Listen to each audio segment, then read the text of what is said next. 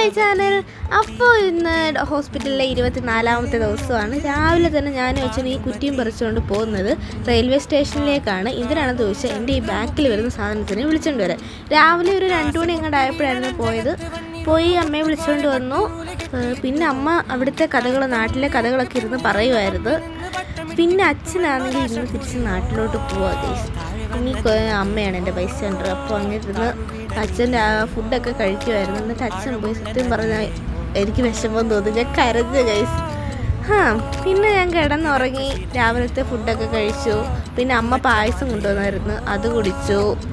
പിന്നെ എൻ്റെ ചക്ക, ഇനി കുറച്ച് ദിവസത്തേക്കിന് ചക്കയാണ് മീൻ. അതൊക്കെ കഴിഞ്ഞ് വീണ്ടും കിടന്നുറങ്ങി. എന്നിട്ട് ഉച്ചക്കത്തെ ചോറും കഴിച്ചു.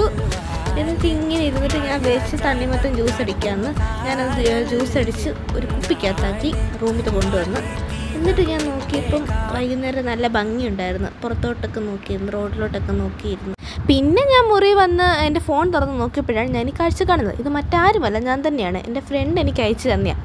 പിന്നെ ട്രീറ്റ്മെൻറ്റൊക്കെ കഴിഞ്ഞ് രാത്രിയിലത്തെ ഫുഡും കഴിച്ചു, ചക്കപ്പഴവും ഞാൻ കഴിച്ചു. അപ്പോൾ ഇന്നത്തെ വീഡിയോ ഇത്രയൊക്കെയുള്ളൂ. Tata bye bye, see U.